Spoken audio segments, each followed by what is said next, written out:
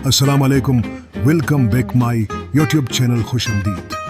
अगर मेरी वीडियो बनाए हैं तो चैनल को सब्सक्राइब करना ना भूलें एंड बेल आइकन भी दबा दें। चलो चलते हैं कहानी की तरफ, ज़्यादा टाइम ज़ाया किए बगैर। एक छोटे से गांव की कहानी है जहां 3 भाई अहमद, बलाल और काशफ रहते थे। उनके वालिदैन का इंतकाल हो चुका था और उन्होंने जायदाद में एक छोटा सा खेत, 2 बैल और एक पुराना मकान छोड़ा था।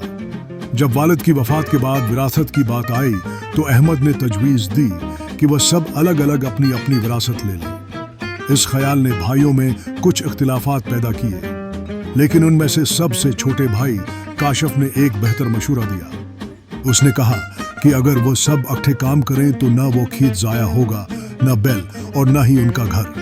काशफ की बात सुनकर बलाल तो हैरान हुआ, मगर आहिस्ता आहिस्ता उन दोनों भाइयों ने उसकी राय मान ली। वो तीनों भाई मिलकर फैसला करते हैं कि वो इकट्ठे खेती बाड़ी करेंगे, अखराजात तकसीम करेंगे और कमाई भी बराबर बांटेंगे। आगे का सफ़र शुरू होता है। वो रोज़ सुबह सवेरे खेतों की जानिब रवाना होते हैं, दिन भर मेहनत करते हैं, पानी देते हैं और मिलकर काम करते हैं।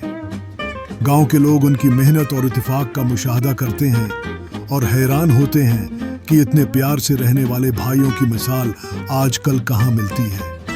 उनकी मेहनत रंग लाती है। पहली फसल खुदा की नामत से भरपूर आती है, फिर दूसरी और तीसरी फसलें भी कामयाबी की तरफ कदम बढ़ाती हैं। गांव के माज़ज़ीन जब उनकी कामयाबी का राज पूछते हैं तो काशफ मुस्कुराते हुए जवाब देता है, इत्तेफाक में बरकत है। हमने एक दूसरे पर आतिमाद किया, मसाइल का सामना मिलकर किया और अल्लाह ताला ने हमें कामयाबी से नवाजा। ये कहानी हमें ये दरस देती है कि जहाँ इत्तेहाद और भाईचारा हो वहाँ कामयाबी की राह हमवार होती है। झगड़ालो रवैये, लालच और अपनी मर्जी दूसरों पर थोपने से नाकामी के सिवा कुछ हासिल नहीं होता। लेकिन अगर हम यकजा होकर मिलकर काम करें तो कामयाबी सिर्फ वक्त की बात है।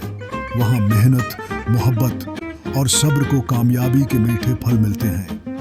ये कहानी हमें ये सिखाती है कि मिलकर काम करने की कूद को पहचानना बहुत ज़रूरी है। हमें हमेशा अपनी कोशिशों में एक दूसरे की मदद करनी चाहिए, जाकर हम अपनी ज़िंदगी में कामयाबी की मंजिलें पा सकते हैं। अल्लाह हाफिज़। मिलेंगे एक और नई कहानी के साथ। अल्लाह हाफिज़। मिलते हैं एक और नई कहानी में। कुछ और नया सबक सीखने को मिलेगा आपको।